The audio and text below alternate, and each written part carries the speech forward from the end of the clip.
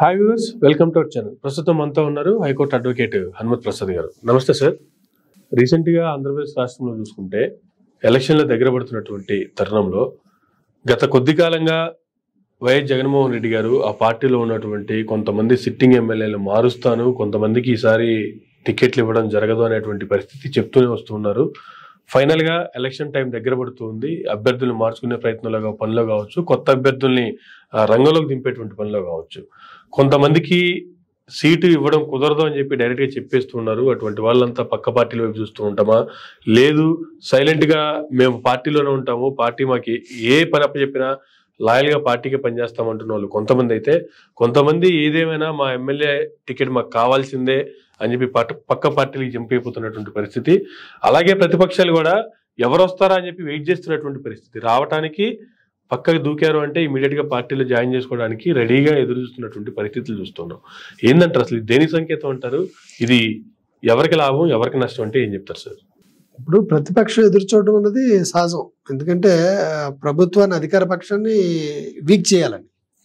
కానీ ఇక్కడ ఎమ్మెల్యేలని సీట్లు మార్చడం వల్ల అధికార పక్షం వీక్ అవుతుందా అన్నది మనం ఆలోచించవలసిన విషయం.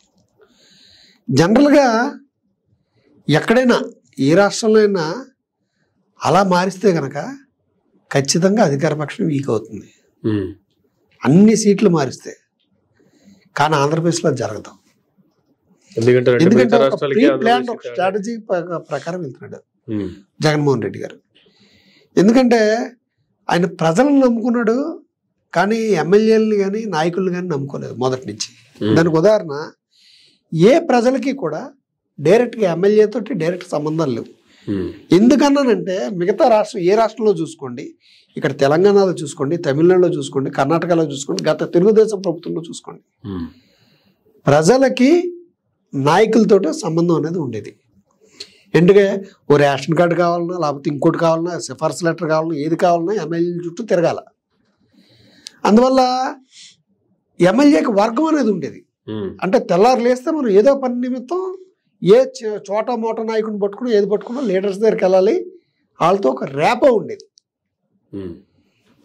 ఇప్పుడు ఈ రోజున ఈయన వాలంటీర్ వ్యవస్థని గ్రామ సచివాలయాలు ఏర్పాటు చేసి, నిజానికి ఆ నియోజకవర్గానికి ఆ ఎమ్మెల్యే ఎవడో కూడా తెలియని పరిస్థితిలో ప్రజలు ఉన్నారు.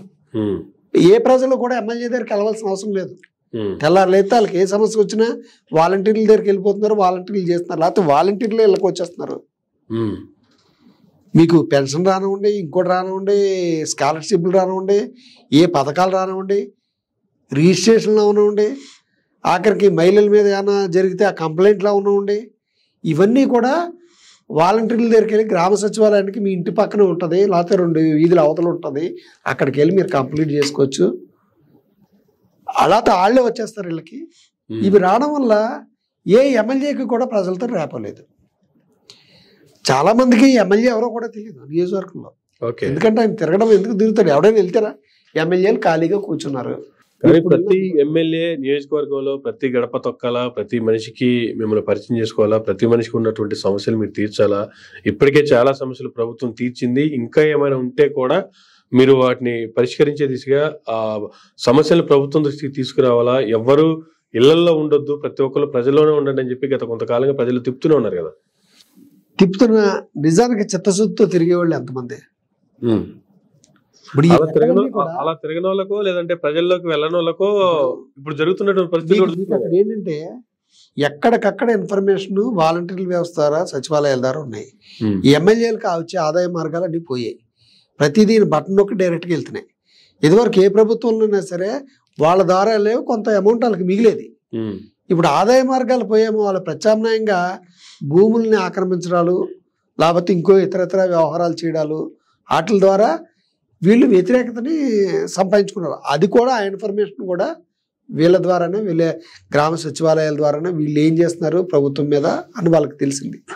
ఎందుకు గడప గడపకైనా కార్యక్రమం పెట్టారు? గడప గడపకైనా కార్యక్రమంలో వెళ్ళినప్పుడు వీళ్ళ మీద ఎవరు రివర్స్ అవుతున్నారు అంటే వీళ్ళ మీద వ్యతిరేకత ఉందా లేదా? ప్రజలకు దగ్గర అవడం అన్నది ఒకటి చూసుకోండి, ప్రజల్లో వీళ్ళ పట్ల వ్యతిరేకత ఎంత ఉంది ఆ లెక్క కూడా ఉంది.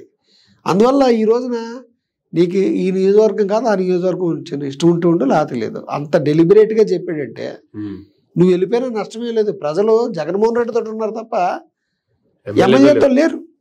ఎమ్మెల్యేలకు ఏ రోజున డైరెక్ట్ రేపో లేదు. ఎప్పుడు భయపడతారు? ఈయన్ని తీసేస్తే మొత్తం ప్రజలందరూ వ్యతిరేకిస్తారంటే ప్రజలతోటి ఏ రకమైనటువంటి సంబంధాలు కట్ చేసేసాక కట్ చేయడం ఒకటి, ప్రజల్లో వ్యతిరేకత ఉందా వాళ్ళ మీద తెలుసుకోవడం ఒకటి. వీటిలో సక్సెస్ అయ్యారు జగన్మోహన్ రెడ్డి గారు విజన్.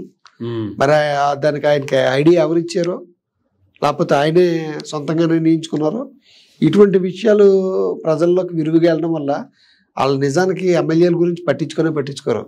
జగన్మోహన్ రెడ్డి గారిని చూసే ఓట్లు పడతాయి. అప్పుడెప్పుడో ఎన్టీ రామారావు గారు అన్నారు, నా చెప్పుని నిలబడితే చెప్పు గెలుస్తుందని. అంటే మిమ్మల్ని చూసి కాదురా ఓట్లు, నన్ను చూసి అన్నట్టుగా. అది ఆయనతోటే పోయింది అనుకున్నాం. మళ్ళీ ఈ రోజున జగన్మోహన్ రెడ్డి గారిని చూస్తే ఓటేయాలి, లేకపోతే జగన్మోహన్ రెడ్డి గారిని చూసేనా ఓటేయకపోవాలా. అంతే తప్ప అభ్యర్థులను చూసి మటుకు ఓటేయరు. అభ్యర్థిని ఎవరి నుంచో పెట్టినా ఓట్లు పడతాయి. ఒకవేళ అభ్యర్థితో సంబంధం లేదు, జగన్మోహన్ రెడ్డి గారిని చూసే ఓటేస్తున్నారు అనుకున్నప్పుడు జగన్మోహన్ రెడ్డి గారు వైనాట్ 175 అన్నది నిజమవుతుంది అంటారు అప్పుడు మరి?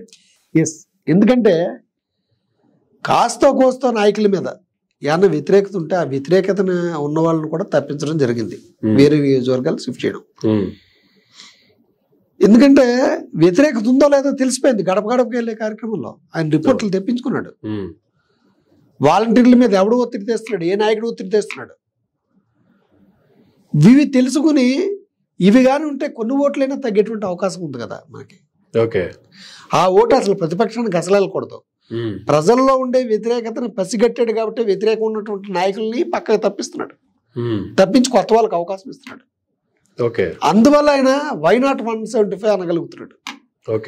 ఇది వీళ్ళందరికీ ఒక అర్థం కాని పజిల్లాగా మిగిలిపోయింది. దాన్ని కూడా వ్యతిరేకం చేసి ప్రజలకు అర్థం కాలేదు అంటే ఓకే, ప్రజలకి కొన్ని అర్థం అవ్వచ్చు, కొన్ని అర్థం కాకపోవచ్చు. అర్థమైన నాయకుడి మీద ఉన్నటువంటి ప్రేమతో కావచ్చు, అభిమానంతో కావచ్చు, పట్టించుకోకపోవచ్చు. కానీ ప్రతిపక్షాలకు కూడా అర్థం కానటువంటి రాజకీయ కుయుక్తులు జగన్మోహన్ రెడ్డి గారు చేస్తున్నారు. సీనియర్స్ 40 years ఇండస్ట్రీ అని చెప్పుకున్నటువంటి చంద్రబాబు నాయుడు గారు కూడా ఒక పక్క ప్రశాంత్ కిషోర్ గారిని తెచ్చుకుంటున్నారు, ఒక పక్క పవన్ కళ్యాణ్ గారిని ఇంటికి మరి బతిలాడి మరీ తెచ్చుకుంటున్నారు. ఒక చోట పోటీ చేస్తే ఆయనకు ఉన్నటువంటి స్థానంలో గెలుస్తామా లేదనేటువంటి డౌట్తో రెండో చోట కూడా పోటీ చేయబోతున్నారు అనేటువంటి వార్తలు కూడా రీసెంట్ గా వస్తూ ఉన్నాయి. ఎందుకంటారు ప్రతిపక్షాలు ఇంత అయోమయ పరిస్థితులు కావచ్చు, అర్థం కాని పరిస్థితులు కావచ్చు, ఎందుకునే అంటారు? ఎన్ని మంత్రాలు, ఎన్ని తంత్రాలు, ఎన్ని యుక్తులు, ఎన్ని కుయుక్తులు పనిచేసినా ప్రజల్లో మార్పు రావటం లేదు. ప్రజల్లో ప్రభుత్వం మీద వ్యతిరేకత ఆశించినంతగా పెరగట్లేదు. ప్రతిపక్షాలు ఆశించినట్టుగా పెరగట్లేదు. ఒకవేళ వ్యతిరేకత కొంతమంది నాయకుల మీద ఉంది, దాన్ని కొంచెం హైలైట్ చేసి మనం లబ్ధి పొందుదాం అని అనుకున్నా కూడా ఆ వ్యతిరేకత ఉన్న నాయకులు ఈయనే తప్పించడం జరుగుతుంది. అది ఎప్పుడు ఈ దేశంలో ఏ రాష్ట్రంలో కూడా జరగలేదు. వ్యతిరేకత ఉన్న నాయకుల్ని నిర్బంధంగా తప్పించడం. ఇప్పుడు అదే ప్రభుత్వంలో, తెలుగుదేశం ప్రభుత్వంలో వ్యతిరేకత చాలా మంది నాయకుల మీద ఉంది. ఎవరిని ఎప్పుడు తప్పించారు చెప్పండి? ఒకటి ఏలూరు, ఆయన ఉన్నాడు కదా ఎమ్మెల్యే, ఇసుక దందాలో ఎంఆర్ఓని కూడా కొట్టాడు, చింతమనేని ప్రభాకర్ గారు. ఆయన మీద తీవ్ర వ్యతిరేకత ఉంది. ఆయన ప్రజల్ని ఎప్పుడైనా పట్టించుకున్నాడా? ఆ వ్యతిరేకతను గమనించాడా? ఆయన తప్పించడం జరిగిందా? లేదు. ప్రజల అభిప్రాయాలకు విలువ లేదు. ఫర్ ఎగ్జాంపుల్ తుని నియోజకవర్గంలో అప్పుడు ఆర్థిక మంత్రి, స్పీకరు అయినటువంటి యనమల రామకృష్ణుడు గారిని చాలాసార్లుగా ఓడిస్తూ వచ్చారు 4 సార్లు. ప్రజల్లో అంటే వ్యతిరేకత ఉంది కాబట్టి. ఏ వ్యతిరేకత అన్నది ఇప్పుడు చర్చ అనవసరం, కానీ అంత వ్యతిరేకత ఉన్నా కూడా ఆయన్ని నుంచో పెట్టడం. అలా చెప్పుకుంటూ పోతే చాలా మంది ఉన్నారు. ఈయన చిన్న వ్యతిరేకత వచ్చిందనేటప్పటికీ దాన్ని మారుస్తున్నారు. ఆ మార్చడం వల్ల ప్రజల మనసులను ఇంకా పొందుతున్నారు, ఈయన మన్నలను పొందుతున్నారు. ఇలాగ ఉండాలి, వ్యతిరేకత ఉండేటువంటి నాయకుడు మాకు అక్కర్లేదు, ఆయనే తీసేస్తున్నారు కదా. మీరు వెళ్ళి మొరబెట్టుకునే అటువంటి అవకాశం లేకుండా ప్రజలకి ఏం కావాలో వెళ్ళి అడగాల్సిన అవసరం లేదు. ప్రజలకు ఎలాంటి నాయకుడు కావాలో వీళ్ళు వెళ్ళి మాకు ఈ నాయకుడి మీద వ్యతిరేకత చెప్పాల్సిన అవసరం కూడా లేదు. ప్రజలు దాన్ని కవర్ చేస్తున్నారు, దీన్ని కవర్ చేస్తున్నారు. ప్రజలు నాడి తెలుసుకున్న నాయకుడిగా ఆయన ఇదేయరు. ప్రభుత్వం చేసే విమర్శల్ని ప్రభుత్వం మీద చేసే విమర్శల్ని పెద్దగా పరిగణలో తీసుకోవట్లేదు ఆయన అనుకున్న పని ఏదో ఆయన చేసుకుంటూ పోతున్నారు. అవకాశం వచ్చినప్పుడల్లా ప్రతిపక్షాల మీద విరుచుకుపడుతూనే ఉన్నారు. ఇప్పుడు అది ఖచ్చితంగా రాజకీయం అన్నప్పుడు వాళ్ళకి సమాధానాలు ఇవ్వాలి కదా. అంతే కదా. ఇప్పుడు ప్రభుత్వం చేసే ప్రతిపక్షాలు చేసేటువంటి ఆరోపణల్లో డొల్లతనం ఉంది, అందులో ఏమీ లేదు.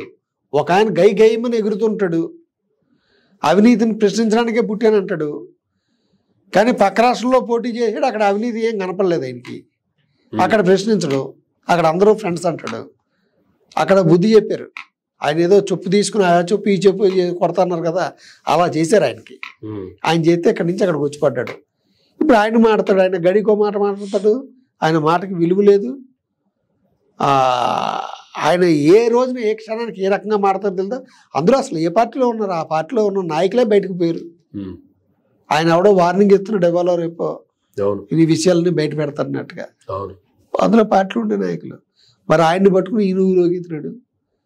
ఆ తర్వాత లోకేష్ ఆయన ఏం మాడతాడో ఆయనకి తెలీదు. ఇప్పుడు అది చేస్తాను భయం అంటే చూపిస్తాన్నాడు. 3 నెలల పాటు ఢిల్లీలోకి వెళ్ళి కూర్చున్నాడు. అంటే కోర్టుల నుంచి కేసులు వేసుకుని ఆ బెయిల్స్ అవన్నీ వచ్చాక, యాంటిసిపేటర్స్ బెయిల్స్ అవి వచ్చాక కానీ ఈయన మళ్ళీ ఆంధ్రప్రదేశ్లోకి అడుగు పెట్టలేదు. భయపడుతూ భయం చూపిస్తాను అంటే ఉత్తర కుమార ప్రగల్భాలు ఇవన్నీ ప్రజలు గమనిస్తున్నారండి. ఎవడి వల్ల ఎవరికి లాభం ఉంది, ముందు వాళ్ళ స్వార్థాలు కాదు, ప్రజలకి ఏమైనా లాభం ఉందా లేదా, ప్రజలు కొంత బాగుపడ్డారు. ఏ మాటకు ఆ మాట చెప్పాల్సి వచ్చినా జగన్మోహన్ రెడ్డి గారి ప్రభుత్వంలో కొంచెం 5,000 లోపలికి వెళ్తున్నాయి ప్రజలకి. వాళ్ళ ప్రభుత్వంలో వందలాది 1000 వాళ్ళ కడుపుల్లోకి వెళ్తున్నాయి, ప్రజల కడుపులను కొట్టి. ఈ తేడాన్ని స్పష్టంగా గమనించారు. Thank you sir, thank you very much అండి. ఇదండి ఈనాటి ఇంటర్వ్యూ. మరొక ఇంటర్వ్యూలో మళ్ళీ కలుద్దాం. చూస్తున్నానండి మేరా మీడియా.